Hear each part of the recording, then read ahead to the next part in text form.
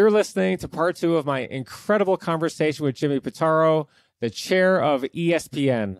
If you haven't yet listened to part 1, be sure to check that one out first. Without further ado, here's part 2 with the amazing Jimmy Pitaro.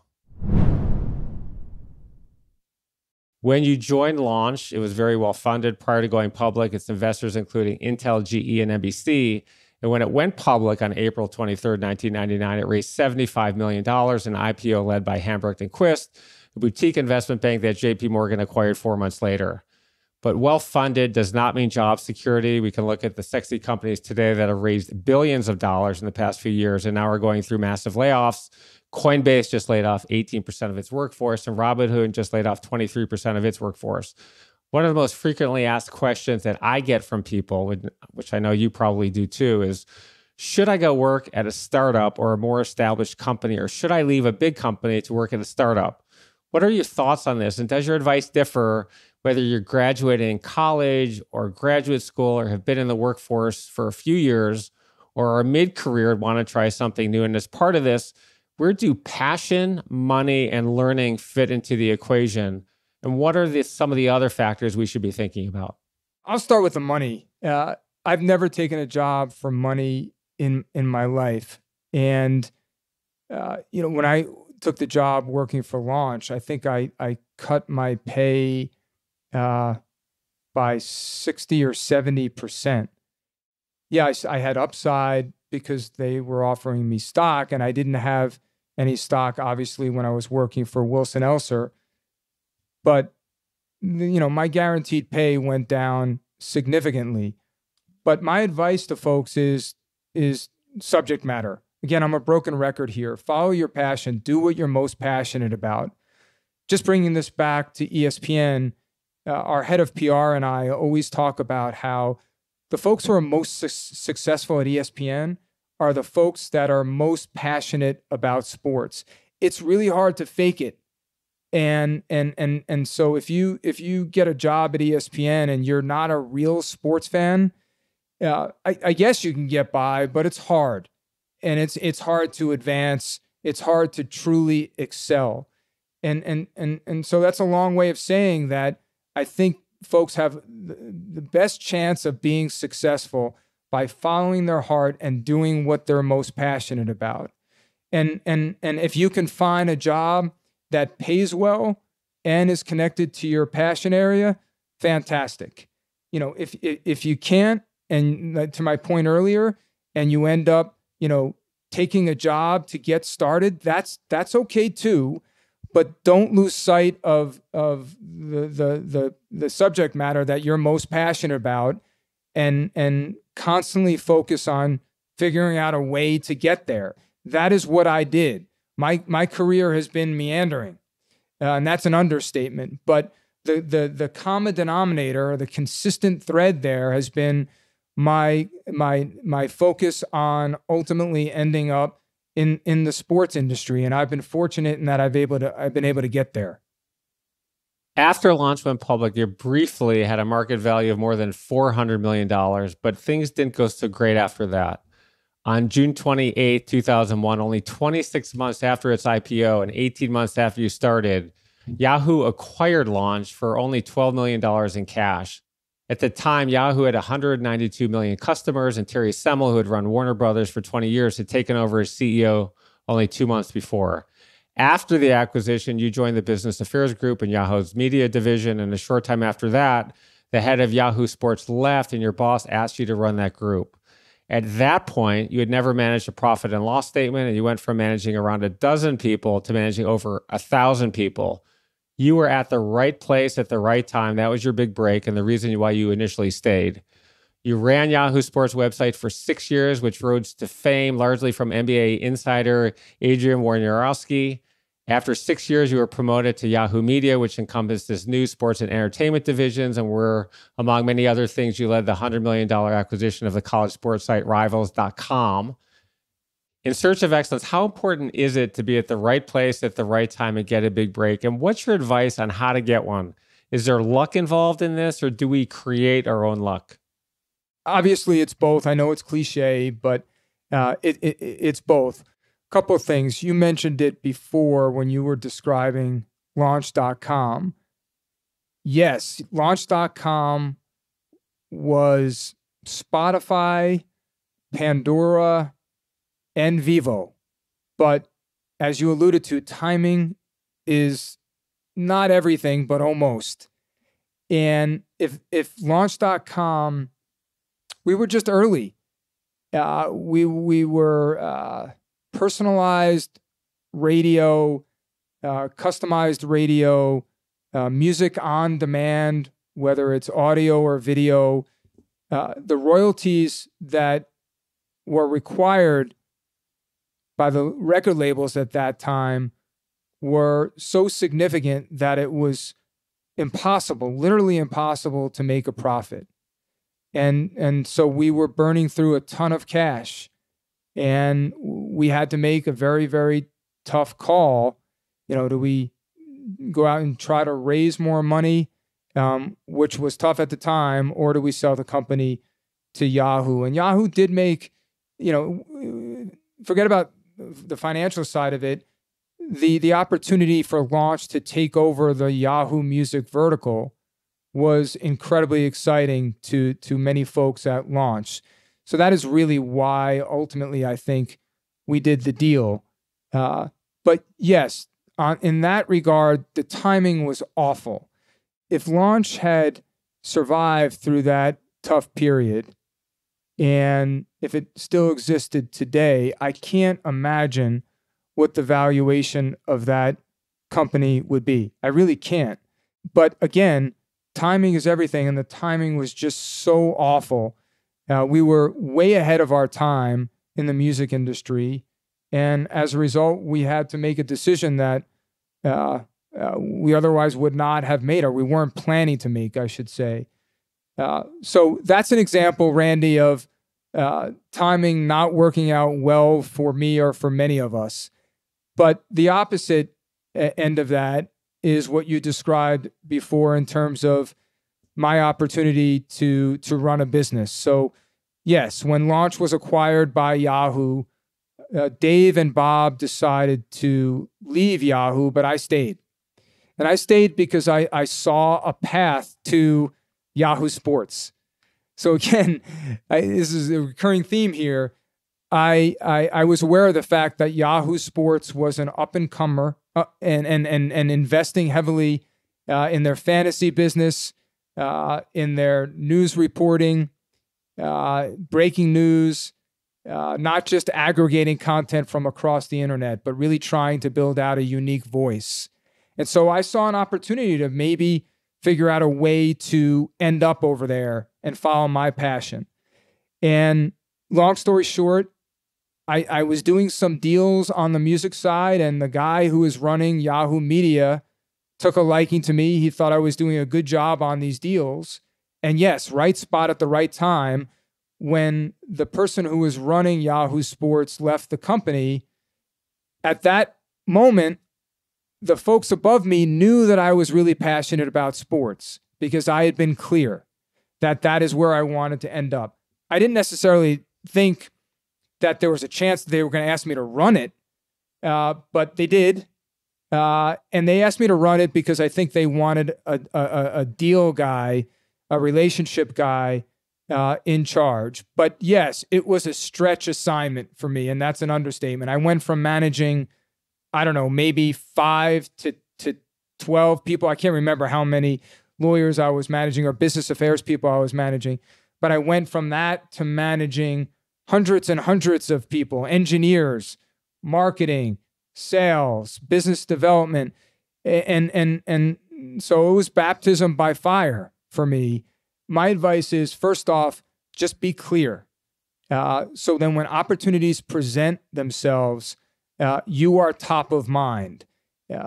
For example, with your managers, which is what I've done. I've been very clear with my managers on where I wanted to land, where I wanted to go next. And then, yes, as a part of that, there's a little bit of luck and timing. The opportunity, the jobs have to open up, have to present themselves. But if you've been clear in terms of where you want to go, and you've done a good job, you've worked hard, you've delivered for the company, for your managers, when those opportunities do present themselves, you'll be there and ready to go. Just as a little aside here, on the personal side, being at the right place at the right time has not only been an important part of my career, it's been a huge part of my personal life. When nearly 10 years ago, I happened to check in with my friend Madison, who, as luck would have it, had broken up with her boyfriend the day before. And I was the first person to know well before she told her friends, and word had gotten out, and knew that timing was everything. So I flew to New York the week after that to take her to dinner. We got engaged 3 months after that. Now we have 2 beautiful kids almost 10 years later. So I think it also applies to your personal life as well. By the way, Randy, I think all the time about what my life would be like if I didn't go out to the West Hampton Bar and Grill the night that I met my wife. Like, thank goodness I went that night. Well, fast forward to 2010, you knew Sheryl Sandberg because she had been married to Dave Goldberg. Sheryl had joined Facebook as COO in March 2008 and had joined Disney's board of directors the following year. And Sheryl suggested that you meet with Disney CEO Bob Iger about an opening to lead what was then called the Disney Interactive Media Group, which at the time was one of 5 major segments at the company. Bob knew who you were. Yahoo Sports competed against ESPN. You woke up every day trying to beat Disney. You were very happy at Yahoo, but when you met Bob, you immediately realized that he was someone you wanted to work for. He hired you, and over the next 8 years, you were promoted many times. You started as co-president of Disney Interactive, which including Disney.com, and you later took over Disney Consumer Products and Interactive Media. During these 8 years, while you kept getting promoted, you often told Bob that you were interested in a role at ESPN. Then on December 18th, 2017, John Skipper, who was then the president and who had spent 27 years at Disney, resigned to seek treatment for substance addiction. At that point, you had the pleasure of working for Bob for 8 years, and he knew you very well. You and Bob had a high-level conversation about ESPN when John left, and then had many conversations over a 3-month period to actually talk about it. You knew the company very well. You'd had the benefit of sitting in senior staff meetings for 8 years with John and his predecessor, George Bodenheimer. You weren't at ESPN on a day-to-day basis. Instead, you had a good foundation and the luxury of understanding the successes and challenges for the company from your time at Disney and previously at Yahoo Sports. So you're here, a lifelong sports fanatic, and in a position to possibly become the CEO of ESPN, which leads us to one of my favorite topics, the importance of preparation. One of the main ingredients to where I got today is that I'm always the most prepared person in the room. If someone spends 1 hour preparing for a meeting, I'll spend at least 5. To get my job at Sun America, I spent more than 40 hours for my first interview there. This isn't regular preparation. It's what I call extreme preparation. How important has extreme preparation been to your success? And as part of this, can you tell us about the 3-hour hikes with Jeannie and your dogs every Sunday, rehearsing the interviews with her that you were going to have with Bob and different people at the company, the 6 interviews that you did have with Bob, the materials you presented to him, and whether you were of the mindset that you wanted to be or had to be better or more prepared than anybody else who was interviewing for the position? You and I have a lot in common, Randy. I know that there are many people better than me, many people smarter than me, but I don't want anyone to outwork me. And I feel like that's my advantage. It always has been since I was a kid. The process at Disney on the ESPN side was arduous. I'm not gonna lie. I had been working for Bob Iger directly. He was my boss starting in 2010. I was very fortunate in that when I left Yahoo and joined Disney, I was immediately reporting to Bob. And so people spend years, decades working up the corporate ladder. Now, I had spent many years working up the ladder at Yahoo, but at Disney, I was fortunate in that when I joined the company, I had a seat at the table, the leadership table. So I had an opportunity to get to know the rest of the leadership team, including the current CEO, Bob Chapek. I got to work very closely with him over the years and just really got to know and understand the company. And when John Skipper resigned end of 2017, I'd be lying if I told you that I didn't think I was the leading candidate. And that's because, again, every single year, when Bob and I sat down for my annual review, 90% of the conversation would be ESPN. Oftentimes throughout the year, when we would get together, Bob and I would talk about ESPN and me somehow ending up at ESPN.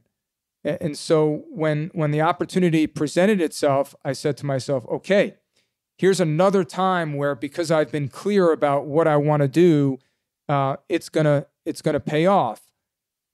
And it ultimately did, but it was a 3 or maybe even 4 month, actually 3-month process where I had, 5, 6 interviews, specifically with Bob.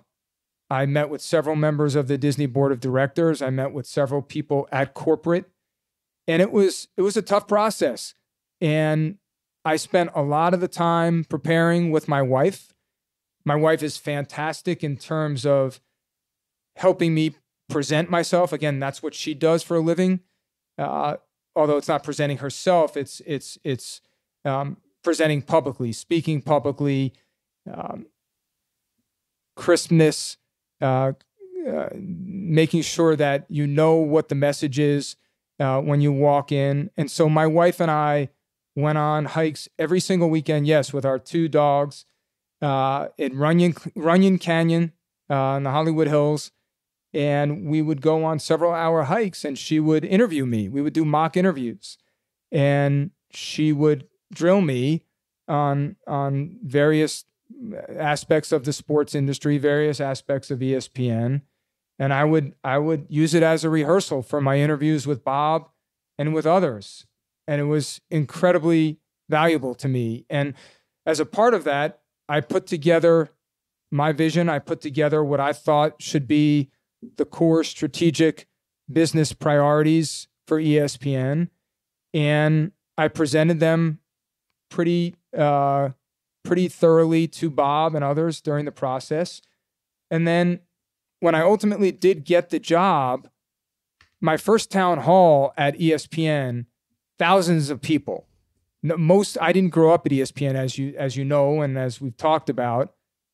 Many people were like, "Are you nervous? This is a big moment, one chance to make a first impression." And I'll be honest with you, Randy, I was not nervous. And I was not nervous because I had spent so many months putting together my thoughts, and I was actually excited to speak to this large group of people and convey to them what I thought the vision and the priorities were. So, and that was because of my over preparation, just like you.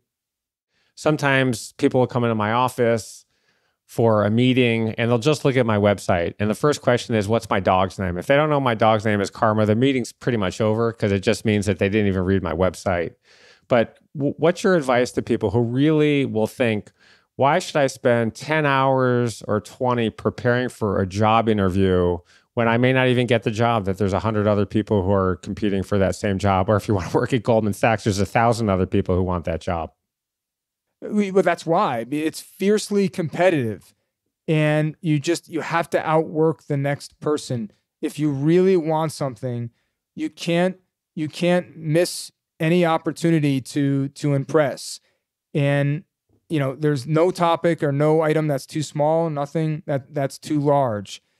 You can't, if you're going to err on the side of over preparation, not under preparation. Again, this goes back to our bar classes where we just studied for months, our bar prep courses where we studied for months. And, it's kind of, you walk out of that bar exam frustrated because you're tested on 5% of what you learned. Well, it's no different with a job interview. You'd rather walk out of that job interview having gotten everything right and feeling like, okay, maybe you could have cut out 50% of that prep time than walking out saying, damn, I wish I had prepped more. I missed a couple of things. That would be a shame. And so, just to use the sports analogy, you got to sprint to first base. You got to be good at the easy things, right? If you can hit a 99-mile-an-hour fastball, you got to sprint to first base. That's the easy part. And so my advice to anyone who asks would be, just be good at the stuff that you control. and you control how much prep you put in to an interview. And, if you over prepare, what's the worst that's going to come out of that? Okay, maybe you lost a few hours of, watching the Game of Thrones prequel. I don't know. But my advice is always to over prepare. You mentioned the bar exam. I'm a terrible test taker. Even I do well academically because of my work ethic, and I'm never the smartest person in the room, nor do I want to be the smartest person in the room. I think if you're the smartest person in the room, you're probably in the wrong room. But I was very nervous about the bar exam just because I didn't do well on my boards for college or law school. But I did get into great schools because of my grades and some of the other things that I had done. But I studied like a maniac. In fact, I used to hide in the Northwestern Law Library in the stacks where the guards wouldn't find me. Eventually, I'd get kicked out every day and I had to find a new place. But when I went into the bar exam, I took it at the Moscone Center in San Francisco. And I remember looking at the woman next to me, and she was a complete mess. She hadn't gone to a good law school, which who cares? It didn't mean she wasn't going to pass, but it was clear she hadn't prepared. She told me that. It even made me more nervous. But once I got going, 10 minutes, 20 minutes, 30 minutes, I think I nailed every question. I don't remember how many questions I got wrong, but I was never for a second nervous that I didn't pass. And again, another example of preparation, especially there, I was petrified I wasn't going to pass and not be able to practice law. I wanted to chime in there real quickly on the experience that I had. I felt really good when I was taking the exam also. But I remember walking out and hearing some folks talk about one of the essay questions. And I literally almost passed out because I completely got it wrong. They were talking about the direction that they went in and what they wrote. And I went in a completely opposite direction. And that was a brutal experience for me because I then spent, at the time, you probably remember, Randy, we had to wait months before we got the results. Yeah. And I remember being certain. I did a 180. I walked out of the exam feeling great. Felt great during the exam. When I pencils down, I felt great. Then, I don't even remember how many essays, but I felt like after I heard those folks talking, I got one of the essays completely wrong. I would get 0 out of however many on that. And I'm like, okay, I failed. So that those next 2 or 3 months waiting for the results were agonizing. I went to Europe after the bar exam with 5 other guys, all who went to Harvard, all Michigan friends. And this was the most annoying, anxiety-provoking thing. They went over every single multiple choice question. I mean, the memory was ridiculous, but I was sitting there thinking, why are we talking about this? And it was, no, that was A, that was C, that was D. Just was not a good thing to talk about. As we were going around on a Eurail pass, because we had no money, sleeping in couches on very loud trains and staying in youth hostels with 90 people in your room. We'd go to the beach and we're talking about the boards. It was kind of crazy. So the preparation worked. On May 5th, 2018, 3 months after John Skipper left, you were named the 8th president of ESPN and the co-chair of Disney Media Networks. And 2.5 years later, on October 12th, 2020, you were named chair of ESPN. On February 7th of this year, you signed a new 3.5-year contract. So it looks like you're going to be there for a while. You have what you call 4 North Stars at ESPN, 4 main priorities: direct-to-consumer, audience expansion, quality storytelling and programming, and innovation. And everything you do is connected back to these. You identified these during your job interviews with Bob. You're constantly discussing them with new CEO of Disney, Bob Chapek. You talk about them in your weekly meetings, and you're personally evaluated on them. In the 4.5 years since you took charge, you've done an excellent job on all of them. But the one I want to focus on, and which I think relates to all of my listeners and viewers, is innovation. When I think about innovation in the sports world, the big ones that I think about are 2 developments that have changed the way how fans watch sports and are designed to give more access to players and coaches, which is something your viewers, especially your young viewers, want. Monday Night Football with Peyton and Eli, and putting microphones on baseball, football, and basketball players. When I look forward to the future of what's coming to our everyday lives in the next 10 years, I think about 2 big ones. artificial intelligence and virtual reality, which is one aspect of Web 3.0, which really has the potential of giving your viewers an incredible experience next to players and coaches. As you map out the next 10 years, do these figure into your future? And if not, can you share with us what does the next 10, 15, and 20 years look like in a search of excellence to either be successful or stay successful? How important is innovation? Thank you for calling out the Manning cast. We take a lot of pride in that, and we're just about to kick off season 2 here, so it should be pretty exciting. I have 2 teenagers, and one thing I can tell you, Randy, is they are very interested. They are much more interested in watching a game when they feel like they have we're giving them access to the players in real time, live. And so, yeah, on Sunday Night Baseball this year, we're having 2-way live conversations with players in the field, which has been groundbreaking. And baseball loves it. The Players Association loves it. And most importantly, our fans love it. And so you can expect to see more and more of that.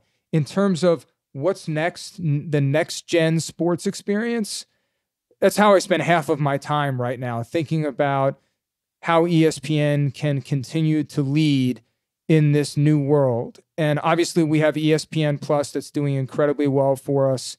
That's our direct-to-consumer platform. What's next for ESPN Plus beyond just live streaming?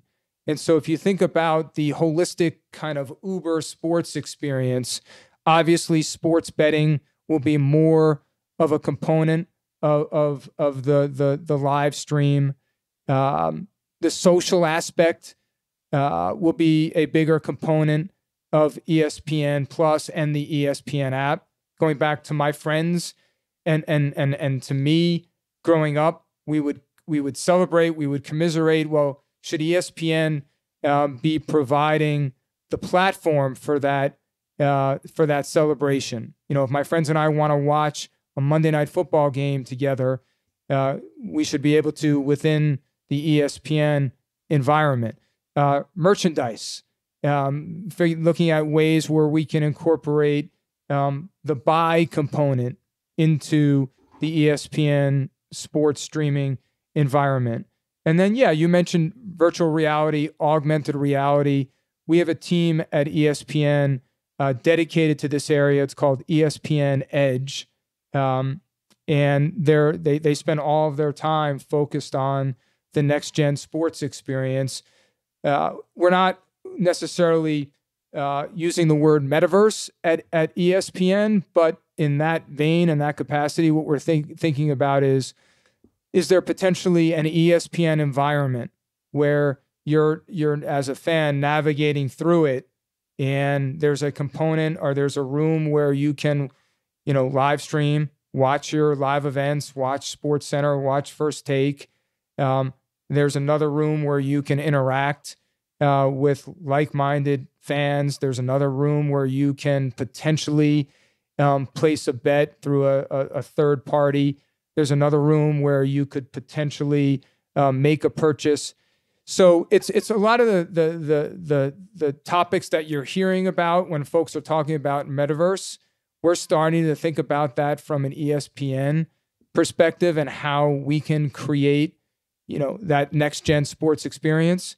But last thing I'd say here is we don't want to be a solution looking for a problem, right? Like whatever we deliver, we want to make sure is meeting a customer, a fan need. And so as a result, we're not quite there yet in terms of what we're going to be investing in that metaverse capacity. In general, in search of excellence, to either be successful or stay successful, how important is innovation? It's one of our 4 priorities at ESPN, and I would say it's as important, if not more important, than any of them, because it's the common denominator. We talk about direct-to-consumer. We talk about audience expansion. Talk about quality storytelling and programming. Innovation cuts across all of them. And I don't think you can be successful in this new environment, not just sports environment, but new media environment, without constantly innovating, investing in new platforms, not being, as I said earlier, not being afraid to fail. I had a colleague when I was working at Disney Interactive. We were responsible for the games group as well at Disney. And he was responsible for what we called vertical games. We actually had engineers that were creating our own games. And when he would have a game that had a successful launch, he would have a party with beer. When we had a game that was a failure and we shut it down, he would have a celebration with champagne. And that was his way of saying to his folks, it's okay. Like, we tried this, didn't work. We're going to learn from it. We're going to get better. And we're going to take all those learnings into our next initiative, our next game. And that next game is going to have a better chance of success because of this failure. So again, incredibly important. You got to be fearless. You have to create a culture of innovation. And as a part of that, you have to have some appetite for failure. Let's talk about the elements of success. Derek Jeter has this saying, there's always going to be somebody better than me, but no one should outwork me. I subscribe to that and think that work ethic is the single greatest determinant of our success. And along with extreme preparation, it's been one of the hallmarks of my career, as I know it has been to yours as well. As you mentioned, you have a sign outside your office with words you've received from one of your mentors: work hard and be nice to people. When my son Charlie was 7 years old, he wrote "be nice" on a little Post-it note and taped it to my phone, where it's been in my office for the last 12 years. Before I did my research on you, I'd never heard anybody specifically say or identify that being nice to people is an element of success, or that people should focus on this as one of their goals. What are the other elements of success, and where does being nice to people rank among them? I think be nice is really be respectful. It's hard in these jobs, as you know, Randy. It's hard to be nice all of the time, because usually when things hit my desk, it's because decisions have to be made. And if a decision has to be made, it usually means that some people are going to be happy and some people are going to be unhappy with the call that you make. But it's not just what you do, it's how you do it. And so I try to do the toughest thing of my day first thing in the morning. And, I've been pretty consistent with that. I actually got that from my father-in-law many, many years ago.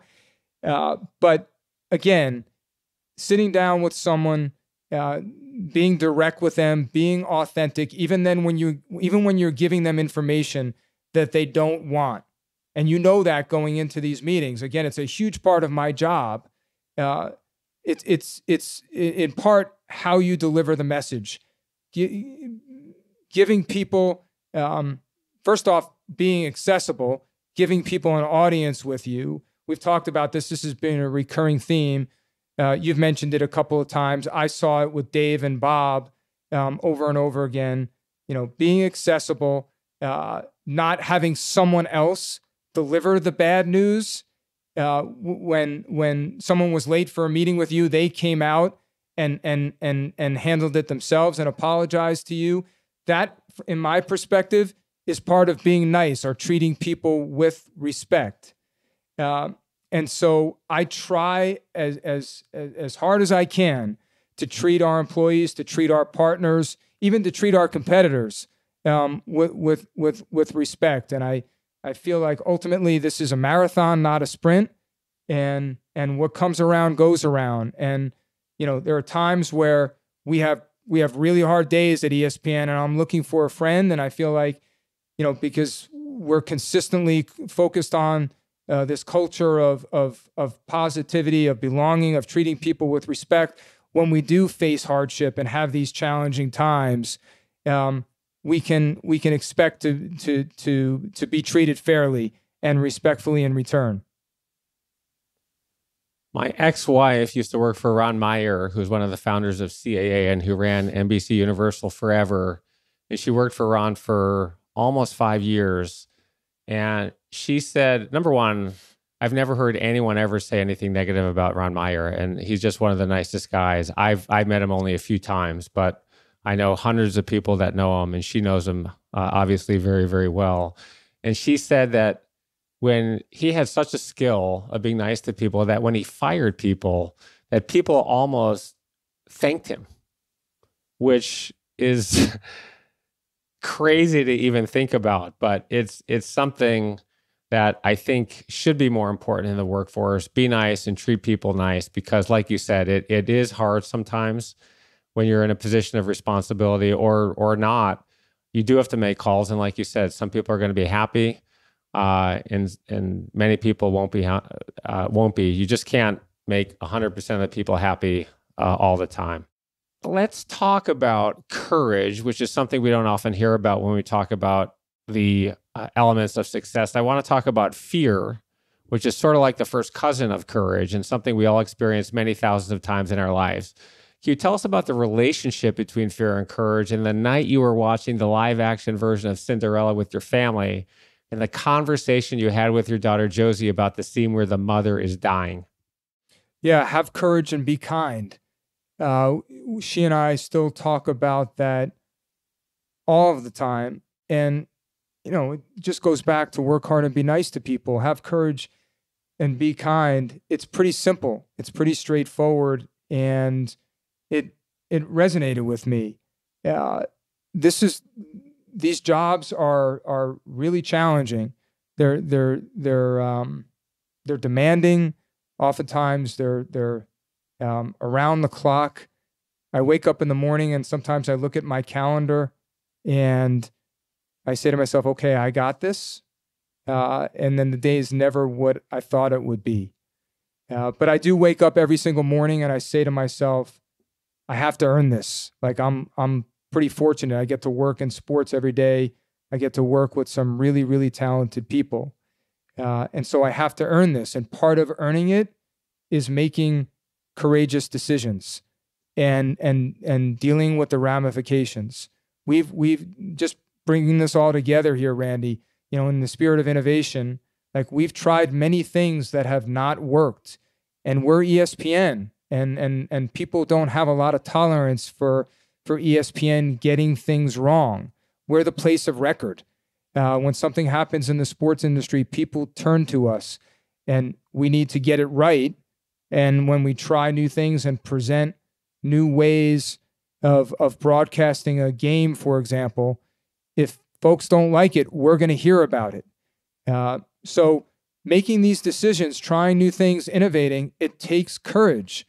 But again, if you're constantly treating people without fail, if you're treating people with respect, if you're being kind, I ultimately believe that you're going to have allies when things do not go well. When you make these decisions, when you take chances, and they don't go your way, you're going to survive and be able to move on, learn from it, and move on, because you've built up all of that equity by treating people well. Now, don't get me wrong. I'm not naive. If you fail, they're going to replace you, and they're going to find someone else to do the job.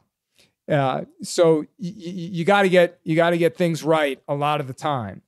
But if you make courageous decisions, informed but courageous decisions, and you have the right North Star, which is treating people respectfully, ultimately things are going to work out. Let's talk about pickleball, which is the fastest growing sport in the United States. There are 4.8 million pickleball players in the United States, a number that has grown 39.3% over the last 2 years, which compares very favorably to the 21.64 million tennis players in the U.S. Where is pickleball going to be 5 years from now, and will we see pickleball tournaments on ESPN? I've read that it's the fastest growing sport in America. I'm getting a lot of calls on pickleball from folks outside of ESPN. Our programming team, when I say programming team, the team that's responsible for both acquiring rights to live events and then programming them on our networks and on our platforms, including digital, that team is engaged on pickleball. They're looking at it real time right now. I'd be surprised if ESPN was not in the pickleball business at some point in the near future. Again, growing sport, great momentum. Us as ESPN as the place of record, people are going to expect ESPN. We serve sports fans anytime, anywhere. And that includes a sports fan. A pickleball fan is a sports fan. So, we have a responsibility here to pay attention to what our fans are craving and deliver it for them. I highly recommend you get involved now because the sport's blowing up. I know there's 2 rival leagues and they're fighting against each other, but the rights would be very, very cheap. I'm sure they'd be happy to have a long-term deal. I think the most successful pickleball players today are making $100,000, and that's with sponsorships. So every single person I talk to who's played the sport, it becomes their new favorite sport. And the interesting thing about pickleball is you don't have to be a great athlete to play. The game is played at the net. It's strategic.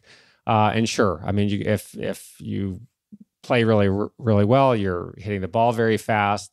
But I don't know anyone that's played who doesn't love it. In fact, Jimmy Dolan was dating one of my wife's best friends. And during the All-Star game, basketball game a few years ago, he happened to come over and he had never played before. He has bad knees, but he loved it. And I hear he's playing a little bit, even though he's not the best athlete, not quite sure. That was really fun for me, by the way, because as a sports craze fan as well, it's very interesting for me to see, talk to him about the teams he owned and the state of the league. But I'm inviting you over to our house. We built specifically a pickleball court. We're not very good and we don't play as much as we should, but if you want to play, you have an open invitation. We can follow up on that after, but I promise you'll be a convert after you play for the first time. Let's talk about work-life balance. You're running a massive company that has 4,000 employees, it earns $1 billion in revenue, is valued somewhere between $25 and $50 billion. You have 2 kids, Josie and Sean, and your wife, Jeannie, is a very successful actress whose latest movie was playing Val Kilmer's wife in Top Gun Maverick, which has grossed more than $1.3 billion and is the 9th most successful movie in history. You get hundreds of emails a day, and like me, you live by the unread email icon and respond to everything. And you also read media and tech newsletters every night.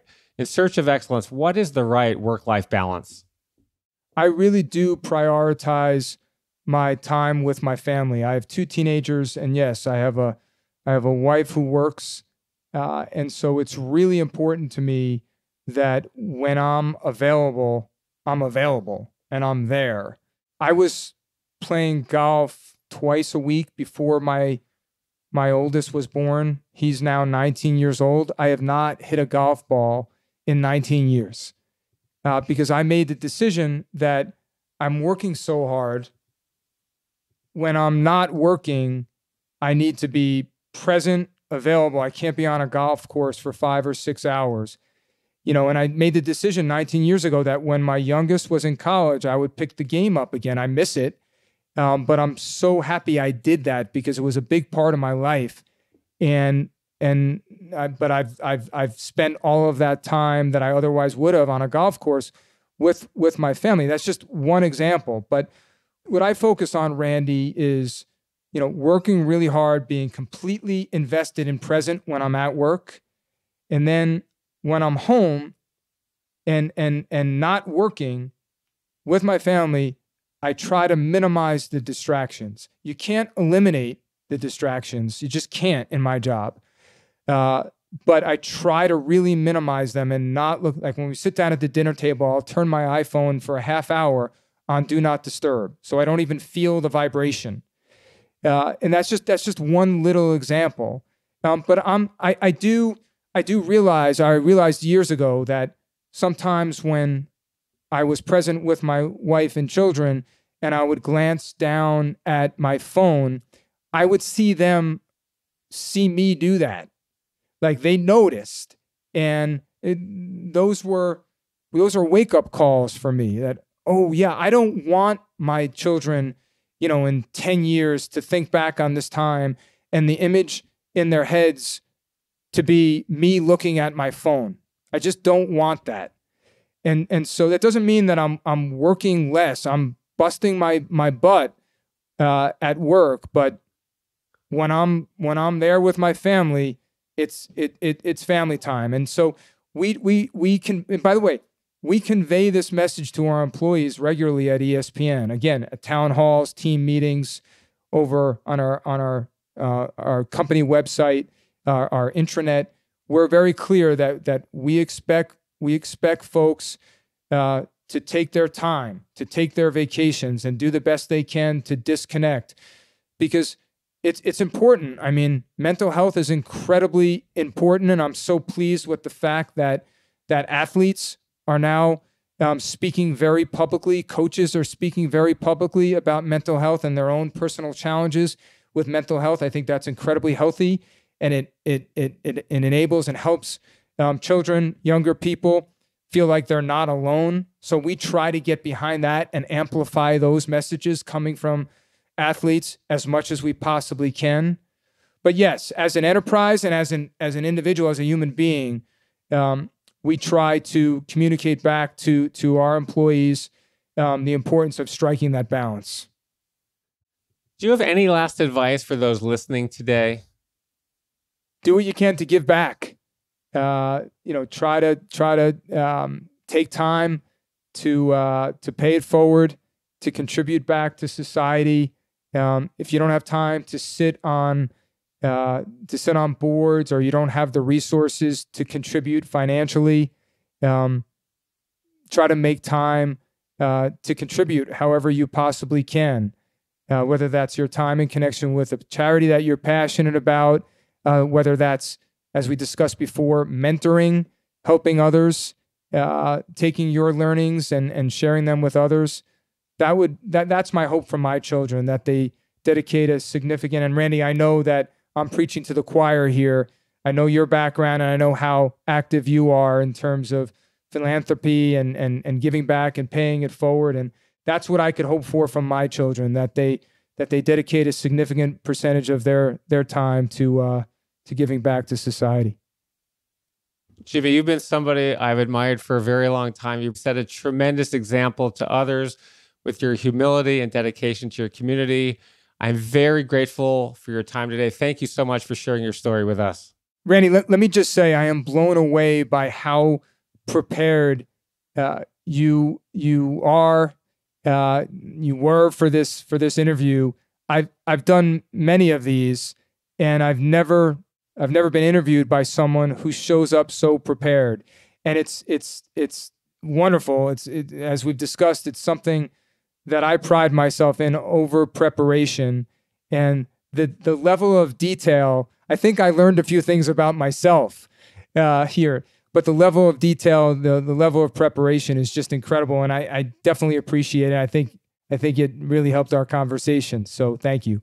Thank you.